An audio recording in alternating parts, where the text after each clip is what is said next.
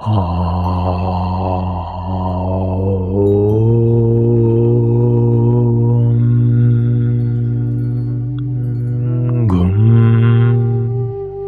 ഗുരുഭ്യോ നമഃ. ഏവർക്കും പ്രണാമം. നമുക്ക് ശ്രീ വാൽമീകി രാമായണത്തിലേക്ക് തന്നെ മടങ്ങാം.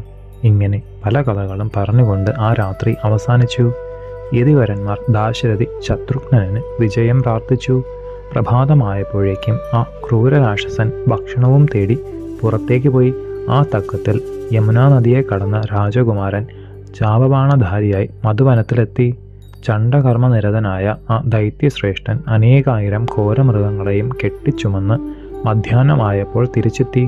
ഗോപുരദ്വാരത്തിൽ ആയുധപാണിയായി നിൽക്കുന്ന ശത്രുഘ്നനെ കണ്ട അരക്കൻ അലറിക്കൊണ്ട്, എടോ നരാധമ, നീ ഇതുകൊണ്ടെല്ലാം എന്താണ് ചെയ്യുക? ഇത്തരത്തിലുള്ള ആയുധങ്ങളോടുകൂടി വന്ന 1,00,000 ആളുകളെ ക്രുദ്ധനായ ഞാൻ തിന്നു കഴിഞ്ഞിരിക്കുന്നു. നീ അന്തകന്റെ വരവ് കാത്തു നിൽക്കുകയാണോ? എടോ പുരുഷാധമ, ഇന്നേക്ക് തീരേക്കുള്ളത് ഞാൻ സമ്പാദിച്ചു കഴിഞ്ഞിരിക്കുന്നു. തന്നെത്താൻ വന്ന് എൻ്റെ വായിൽ പതിക്കുവാൻ ദുഷ്ടബുദ്ധിയായ നിനക്ക് തോന്നിയല്ലോ, അത്ഭുതം തന്നെ. ഇങ്ങനെ പറഞ്ഞ് അത്യുച്ചത്തിൽ ചിരിക്കുന്ന ഘോര രാക്ഷസനെ കണ്ട ശത്രുഘ്നന് കോപം ആളിത്തുടങ്ങി. ക്രോധാധിക്യത്താൽ ആ മഹാത്മാവിൻ്റെ കണ്ണിൽ നിന്ന് വെള്ളം ഒഴുകി. തേജസ്സേറിയ രശ്മികൾ ശരീരത്തിൽ നിന്ന് പുറപ്പെട്ടു. അരിശം കൊണ്ട് അന്ധനായ ശത്രുഘ്നൻ അരക്കനോട്, എടോ ദുഷ്ട, നിന്നോടുകൂടി ദ്വന്ദ്വയുദ്ധം വേണമെന്ന് ആഗ്രഹമുണ്ട്. മഹാരാജ ദശരഥൻ്റെ കനിഷ്ഠപുത്രൻ അതിബുദ്ധിമാനായ ശ്രീരാമചന്ദ്രസ്വാമിയുടെ സഹോദരൻ ശത്രുഘ്നൻ എന്ന പേരായ ശത്രുഘ്നൻ നിന്റെ വധത്തിന് വന്നവനാണ് ഈ ഞാൻ. പോരന്വേഷിച്ചു വന്ന എനിക്ക് ദ്വന്ദ്വയുദ്ധം തന്നാലും സകല ജീവജാലങ്ങളുടെയും ശത്രുവായ നിനക്ക് ജീവനോടുകൂടി പോകുവാൻ ഇനി സാധിക്കുന്നതല്ല. കുമാരൻ്റെ വാക്കുകൾ കേട്ട് പൊട്ടിച്ചിരിച്ചുകൊണ്ട് രാക്ഷസേന്ദ്രൻ തുടർന്നു, എടോ ദുഷ്ടബുദ്ധി, നീ വന്നു ചേർന്നത് ഏറ്റവും ഭാഗ്യം തന്നെ. നിന്റെ ചിറ്റമ്മയുടെ സഹോദരനാണ് ലങ്കേശ്വരനായ ദശാനനൻ. എടോ പുരുഷാധമ, ദുർമതി, ഒരു പെണ്ണു കാരണം രാമൻ രാവണനെ വധിച്ചുവല്ലോ. പൗലസ്ത്യനന്ദന വംശക്ഷയം കൂടി ക്ഷമിച്ചിട്ടാണ് ഞാനിരിക്കുന്നത്. വെറും അവജ്ഞയാണ് എനിക്ക് ആദ്യമേ തോന്നിയത്, അതുകൊണ്ടാണ് ക്ഷമിച്ചതും. എന്നാൽ തൃണങ്ങളെ പോലെയുള്ള നിങ്ങൾ എതിരിട്ട് അവർ എല്ലാവരും മൃതരായല്ലോ. മനുഷ്യാധമന്മാരായ നിങ്ങൾ ഉണ്ടായവരും ഉണ്ടാകുന്നവരും ഒരുപോലെ തന്നെ. എടോ ബുദ്ധി കെട്ടവനെ, നിനക്ക് യുദ്ധമല്ലേ വേണ്ടത്? അത് ഞാൻ തരാം. ഇനി മേലാൽ അതും അന്വേഷിച്ച് നടക്കേണ്ട. അല്പസമയം കാത്തു നിൽക്കൂ, ഞാനിതാ ആയുധവും എടുത്ത് വരികയായി. നിനക്ക് യോജിക്കുന്നൊരു ആയുധവും ഒരുക്കി ഇതാ ക്ഷണത്തിൽ എത്തിച്ചേരും. സുമിത്രാനന്ദനൻ പെട്ടെന്ന് മറുപടി ഓതി, ഹേ അസുരേന്ദ്ര, നീ ജീവനോടുകൂടി ഇവിടം വിട്ടു പോകില്ല. ശത്രുവിനെ അവിചാരിതമായി കണ്ടാൽ ബുദ്ധിയുള്ളവൻ വിട്ടയക്കുമോ? ആലോചനയില്ലാതെ ഏതൊരുവൻ വൈരിക്ക് സമയം കൊടുക്കുന്നുവോ അവൻ വെറും വിഡ്ഢിയെപ്പോലെ ഹനിക്കപ്പെടും. നീ ഈ ലോകത്തെ അവസാനമായി ഒന്ന് നോക്കി തൃപ്തിപ്പെട്ടുകൊള്ളൂ. 3 ലോകങ്ങൾക്കും എൻ്റെ ജ്യേഷ്ഠൻ രഘുരാമരാജനും ശത്രുവായ നിന്നെ മൂർച്ചയേറിയ ബാണങ്ങൾ യമാലയത്തിൽ എത്തിക്കും. മഹാത്മാവായ ശത്രുഘ്നന്റെ വാക്കുകൾ നിശാചരേശനെ ഏറ്റവും ക്രുദ്ധനാക്കി. എടാ നിൽക്ക് നിൽക്ക് എന്നിങ്ങനെ പല്ലു കടിച്ചു. കൈകൾ കൂട്ടിത്തിരുമിയും കൊണ്ട് ആവർത്തിച്ച് പറഞ്ഞു. കോരാക്കാരനായ ക്രൂരനക്തഞ്ചരനോട് ദേവശത്രു വിനാശകനായ ശത്രുഘ്നൻ വീണ്ടും, ഹേ രാക്ഷസേശ്വര, ശത്രുഘ്നൻ എന്നവൻ നീ വിയോജിച്ചവരെ പോലെയല്ല. അതുകൊണ്ട് ഈ ഉഗ്രശരങ്ങൾ ഏറ്റ് യമന്റെ ആലയത്തിലേക്ക് നിനക്ക് ഇന്ന് യാത്ര തിരിക്കാം. എടോ ദുഷ്ട, യുദ്ധത്തിൽ ഇന്ന് ഞാൻ കൊന്ന നിന്നെ മാമുനിമാർ കാണട്ടെ.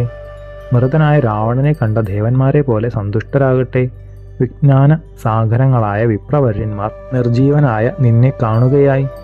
എൻ്റെ അസ്ത്രങ്ങളാൽ നീ ചാരമാകുന്നതിനാൽ ഇന്നു മുതൽ നാട്ടിലും നഗരത്തിലും ക്ഷേമവും സന്തോഷവും കൈവരും. ആദിത്യകിരണങ്ങൾ താമരപ്പൂവിലേക്ക് എന്ന പോലെ എൻ്റെ വില്ലിൽ നിന്ന് വരുന്ന അമ്പുകൾ നിന്റെ നെഞ്ചകത്തിലേക്ക് എത്തുകയായി. ഇതുകൂടി കേട്ട ലവണൻ കലികൊണ്ടു അടുത്തു നിൽക്കുന്നൊരു വൻമരം പറിച്ചെടുത്ത് ചുഴറ്റിയെറിഞ്ഞു. മാറിടത്തിലേക്ക് ശക്തിയിൽ വരുന്ന മാമരത്തെ ശത്രുഘ്നൻ തവിട് പോലെയാക്കി. അത് കണ്ട നിശാചരൻ വീണ്ടും വീണ്ടും വൻവൃക്ഷങ്ങളെ പറിച്ച് എറിഞ്ഞു തുടങ്ങി. 3-4 ബാണങ്ങൾ കൊണ്ട് ഓരോ മരത്തെയും ശകലമാക്കിയ ശത്രുഘ്നൻ അരക്കൻ്റെ മാറിടത്തിലേക്ക് തുരുതുരെ ശരങ്ങൾ വർഷിച്ചു. എന്നാൽ ആ രാക്ഷസേന്ദ്രന് യാതൊരു വേദനയും അതുകൊണ്ട് അനുഭവപ്പെട്ടില്ലെന്ന് മാത്രമല്ല, ഉച്ചത്തിൽ ചിരിക്കുവാനും തുടങ്ങി. ലവണൻ ചുറ്റും നോക്കി. വളരെ വലുതായൊരു വൃക്ഷം കണ്ടത് പറിച്ചെടുത്ത് കുമാരൻ്റെ ശിരസിലൊന്ന് ആഞ്ഞടിച്ചു. ദേഹം കുഴഞ്ഞ് സൗമിത്രി ബോധമറ്റ് വീണു. മുനിമാർ, ദേവന്മാർ, ഗന്ധർവന്മാർ, അപ്സര സ്ത്രീകൾ എന്നിവരുടെ കണ്ടത്തിൽ നിന്ന് ഹാ ഹാ എന്ന വിലാപ ശബ്ദം ഉച്ചത്തിൽ ഉയർന്നു. തന്നോടെതിരിട്ട ശത്രുഘ്നൻ ഹതനായി മണ്ണിൽ വീണു എന്ന് വിചാരിച്ച് ഏറ്റവും അവജ്ഞയോടെ നിന്നതല്ലാതെ അരമനയുടെ അന്തർഭാഗത്തിലേക്ക് പോവുകയോ ശൂലം എടുത്തുകൊണ്ട് വരികയോ ചെയ്തില്ല. ദാശരഥിയുടെ പ്രാണൻ അപഹരിച്ചു എന്ന് തീർച്ചപ്പെടുത്തിയ ലവണൻ അവിടെ ഇട്ടിരുന്ന തീറ്റികളെ മുഴുവൻ വീണ്ടും എടുത്തു. എന്നാൽ സൗമിത്രി ഉത്തരക്ഷണത്തിൽ മൂർച്ചയറ്റു. ഋഷികുല വന്ദിതനായ ആ രാജസിംഹൻ ഗോപുരദ്വാരത്തിൽ ആയുധധാരിയായി നിന്നു. പരമാത്മാവായ ശ്രീരാമദേവനാൽ നൽകപ്പെട്ട അമോഘ ദിവ്യാസ്ത്രം എടുത്തു. 10 ദിക്കുകളിലും അപൂർവമായൊരു തേജസ് വ്യാപിച്ചു. വജ്രായുധ വേഗമാർന്ന വജ്രനിശിതമായ ആ ശരം മേരുമന്ദിരം എന്നിവയ്ക്ക് തുല്യമാണ്. ഒട്ടൊഴിഞ്ഞ് ദിവ്യപ്രകാശം വമിക്കുന്ന അത് യുദ്ധത്തിൽ ഏതൊരാൾക്കും ജയിക്കുവാനോ അടക്കുവാനോ കഴിയാത്തതാണ്. ഉത്തമ രക്തചന്ദനം പൂശിയ ആ സായകം നല്ല തൂവലുകൾ അണിഞ്ഞിരിക്കുന്നു. ധനുനന്ദനന്മാരായ ദൈത്യേന്ദ്രന്മാരെയും ഗിരിവരന്മാരെയും പിളർക്കുവാൻ കെൽപ്പുള്ള കൽപ്പാന്താഗ്നിയെ പോലെ ആളിക്കത്തി. സകല ഭൂതങ്ങളും ഞെട്ടിവിറച്ചു. ദേവന്മാർ, അസുരന്മാർ, അപ്സരസുകൾ, ഗന്ധർവന്മാർ, മാമുനിമാർ എന്നിവരോട് കൂടിയ ജഗത്ത് അസ്വസ്ഥമായി തീർന്നു. വരദാതാവായ ദേവദേവൻ വിധാതാവിൻ്റെ അടുത്ത് ചെന്ന് ഉണർത്തി. സ്വാമി, ദേവാ, ലോകമെല്ലാം നശിക്കാറായോ? ഭഗവാനെ, പ്രളയകാലമായോ? ഇങ്ങനെയൊന്ന് ഇതിനു മുമ്പ് കണ്ടിട്ടും കേട്ടിട്ടുമില്ല. പ്രഭോ, ലോകം തന്നെ നശിക്കുകയാണെന്ന് വിചാരിച്ച് വാനോരെല്ലാം ബോധമറ്റവരെ പോലെയായിരിക്കുന്നു. ലോകപിതാമഹൻ അവരുടെ വാക്കുകൾ കേട്ട് സമാധാനപ്പെടുത്തക്ക വിധം ഭയകാരണം അരുളി ചെയ്തു. ഹേ ദേവന്മാരെ, ഇതിൻ്റെ കാരണം കേൾക്കുവിൻ. ലവണാസുരനെ വധിക്കുവാൻ ഉഗ്രയുദ്ധത്തിൽ ശത്രുഘ്നൻ ശരമേന്തിയിരിക്കുന്നു. അതിൻ്റെ തേജസ്സിനാൽ നാം എല്ലാം മയങ്ങിപ്പോയതാണ്. അമരവരന്മാരെ, ആ തേജോദമമായ അസ്ത്രം അഖില ലോക സൃഷ്ടാവായ ആദിനാരായണദേവൻ നിർമ്മിച്ചു. അനശ്വരമായി തിളങ്ങുന്ന ഇതിനാലാണ് കുട്ടികളെ നിങ്ങൾക്ക് ഭയം തോന്നിയത്. മധുകൈടവൻ എന്നീ ഭയങ്കര രാക്ഷസന്മാരെ നിഗ്രഹിക്കുവാൻ ആ പരമാത്മാവ് നിർമ്മിച്ചതാണ് ഈ ശരം. തേജോമയമായ ഈ സായകത്തെ മഹാവിഷ്ണുവിന് മാത്രമേ അറിയുകയുള്ളൂ. അവിടുത്തെ അപൂർവവും അമേയവുമായ ശരീരം രൂപമാർന്നതാണ് ഈ ദിവ്യാസ്ത്രം. ഇനി നിങ്ങളെല്ലാവരും പൊയ്ക്കൊള്ളുവിൻ. ശ്രീരാമചന്ദ്ര സഹോദരൻ രക്ഷോനായകനായ ലവണനെ വധിക്കുന്നത് നേരിട്ട് കണ്ട് ആനന്ദിക്കുവിൻ. ദേവദേവന്റെ വാക്കുകൾ കേട്ട ദേവവരന്മാർ അതിവേഗത്തിൽ മടങ്ങി. ശത്രുഘ്നന ലവണന്മാർ പൊരുതുന്ന സ്ഥലത്തെത്തി. ശ്രീരാമാനുജൻ കയ്യിലെടുത്ത ദിവ്യാപമായ ശരം കാലാഗ്നിയെ പോലെ കത്തുന്നത് എല്ലാ ദേവഭൂതങ്ങളും കണ്ടു. അമരന്മാർ അമ്പരതലത്തെ മുഴുവൻ മൂടി നിൽക്കുന്നത് കണ്ട സുമിത്രാനന്ദനൻ സിംഹനാദത്തോടെ മധുപുത്രനെ വീണ്ടും നോക്കി. ആത്മാവായ കുമാരന്റെ പോരിൻ വിളി കേട്ട മധുപുത്രൻ അരിശത്തോടെ അടരാടുവാൻ അടുത്തു. ചെവി വരെ ഞാൻ വലിച്ച് അമേയ ശക്തമായ അസ്ത്രം രക്ഷോനായകന്റെ വിശാല വക്ഷസ്സിലേക്ക് അയച്ചു. അവന്റെ മാറിടം പിളർത്തി അത് പാതാളത്തിലെത്തി. ആ ദിവ്യസായകത്തെ അമരന്മാരെല്ലാം പൂജിച്ച് വണങ്ങി. ഉത്തരക്ഷണത്തിൽ രഘുനന്ദന ഹസ്തത്തിൽ ആ വൈഷ്ണവാസ്ത്രം എത്തിക്കഴിഞ്ഞു. ശത്രുഘ്നന ശരമേറ്റ അരക്കവരൻ വജ്രമറ്റ മാമല പോലെ പാരിൽ പതിച്ചു. ലവണൻ മൃതനായി വീണപ്പോൾ വാനോരെല്ലാം കണ്ടുകൊണ്ടു നിൽക്കെ ശൂലം ശ്രീരുദ്ര ഭഗവാനിൽ ചെന്നു ലയിച്ചു.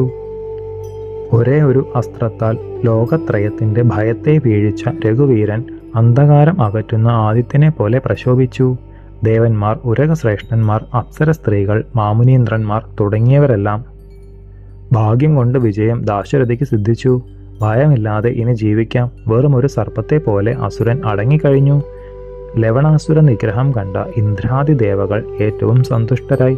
ശത്രുഘ്നന്റെ മുമ്പിൽ പ്രത്യക്ഷമായി മധുരമായ വാക്കുകൾ പറഞ്ഞു. ഉണ്ണി, ഭാഗ്യത്താൽ ജയം സിദ്ധിച്ചുവല്ലോ.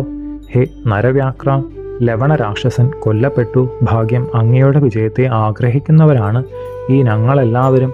ആഗ്രഹിക്കുന്ന വരങ്ങളെ ചോദിക്കൂ. ഞങ്ങൾ പ്രത്യക്ഷമായി വന്നത് വെറുതെ ആകുകയില്ല.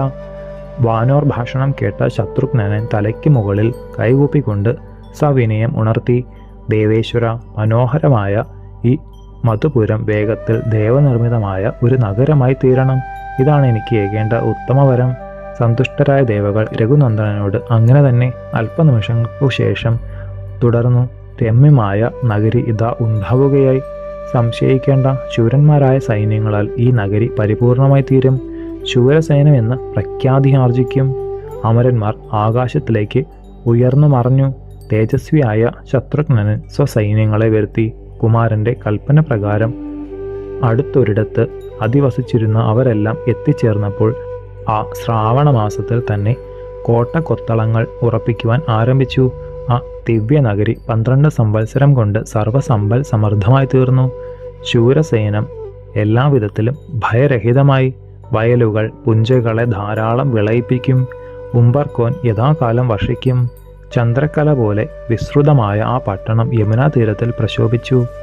ശത്രുഘ്നന് ഭുജ പരിപാലിതമായ ആ രാജ്യത്തിൽ ആരോഗ്യദൃഢ ശരീരികളെ ഉള്ളൂ. ഉത്തമങ്ങളായ വൻഗൃഹങ്ങൾ, ശ്രേഷ്ഠങ്ങളായ ആപണവീഥികൾ, നാൽക്കൂട്ട പെരുവഴികൾ എന്നിവയാൽ പരിപൂർണമായി ആ ദേശം. വ്യവസായങ്ങൾ അടിക്കടി അഭിവൃദ്ധി പ്രാപിച്ചു. 4 ജാതികൾ വർണ്ണാശ്രമധർമ്മങ്ങളിൽ അചഞ്ചലരായിരുന്നു. ലവണാസുര നിർമ്മിതമായ അരമനയും മന്ദിരങ്ങളും വെള്ളവീശി നാനാവർണ്ണങ്ങൾ കൊണ്ട് സംശോഭിപ്പിച്ചു. ആരാമങ്ങൾ, വിഹാരങ്ങൾ എന്നിവ മർത്യന്മാരാലും ദേവന്മാരാലും പരിലസിതമായി.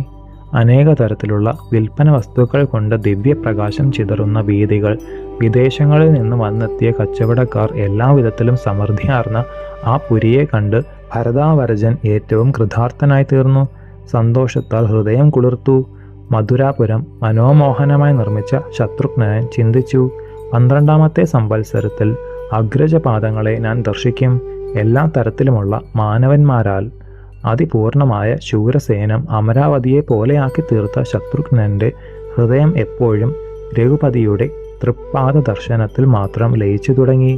രഘുകുലവംശ സംവർദ്ധകനായ സൗമിത്രി അഗ്രജന്റെ അനുഗ്രഹത്താൽ അഭിവൃദ്ധിയിൽ നിന്ന് അഭിവൃദ്ധിയിലേക്ക് കയറി. സുമിത്രാനന്ദനൻ 12ാമത്തെ വർഷത്തിൽ ശ്രീരാമചന്ദ്ര പാദാരവിന്ദങ്ങളിൽ പ്രണമിക്കുവാൻ ധൃതിയോടുകൂടി പുറപ്പെട്ടു.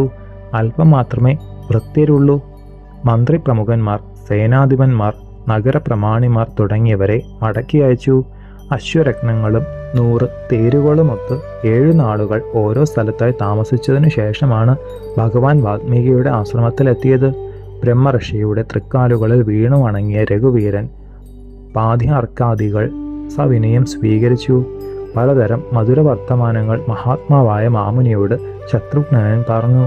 ലവണ നിഗ്രഹ വർത്തമാനവും വിവരിച്ചു. ഭഗവാൻ സസ്മിതം അസാധ്യമായൊരു കൃത്യമാണ് കുമാരൻ ചെയ്തത്. ലവണാസുര നിധനം അത്രയും സുസാധ്യമല്ല. കരുത്തന്മാരായ അനേകായിരം ഭൂപ്പന്മാരെ വൻ സൈന്യങ്ങളോടുകൂടി ചാമ്പലാക്കിയവനാണ് ആ ലവണൻ. ആ കോരനെ നരഋഷഭനായ അങ്ങ് നിഷ്പ്രയാസം നിഗ്രഹിച്ചുവല്ലോ. കുമാരന്റെ ഉജ്ജ്വല തേജസ് കൊണ്ട് ലോകഭയം നിശേഷം ഇല്ലാതായി. അത്യുഗ്രമായി സാധിച്ചതാണ് രാവണ നിധനം. വളരെ പാടുപെട്ടാണ് അത് സാധിച്ചതും. എന്നാൽ ഏറ്റവും മഹത്തായൊരു കാര്യം അങ്ങ് പ്രയാസം കൂടാതെ നടത്തി. ലവണാസുരവധം ദേവകൾക്ക് അത്യധികം പ്രീതി വളർത്തിയിരിക്കുന്നു. സർവ്വജീവജാലങ്ങൾക്കും ലോകത്തിന് മുഴുവനും പ്രിയമേകി കഴിഞ്ഞു. ഹേ പുരുഷശ്രേഷ്ഠ, ഇന്ദ്രസദസ്സിലിരുന്ന് ഞാൻ ആ യുദ്ധം വേണ്ട വിധത്തിൽ കണ്ടിരിക്കുന്നു. എൻ്റെ ഹൃദയത്തിൽ സന്തോഷം നിറഞ്ഞു വഴിയുന്നു. നിന്റെ ശിരസിൽ സസ്നേഹം ഞാൻ മുകരുന്നു. അതാണല്ലോ സ്നേഹലക്ഷണം. മുനിവ്യാക്രൻ ശത്രുഘ്നന മൂർധാവിൽ മുകർന്ന് ആതിഥ്യം അദ്ദേഹത്തിനും കൂട്ടാർക്കും യഥാവിധി യഥാർഹം നൽകി. 12 വർഷങ്ങൾക്ക് മുമ്പ് ശ്രീരാമ വൃത്താന്തം അവിടെ നിന്ന് അറിഞ്ഞത് കുമാരൻ ഓർത്തു. അത്താഴം കഴിഞ്ഞ് വിശ്രമിക്കുന്ന ശത്രുഘ്നന് ഉത്തമോത്തമമായ ശ്രീരാമ വൃത്താന്തം അമൃതമധുരമായി പാടുന്നത് കേൾക്കുവാൻ സാധിച്ചു.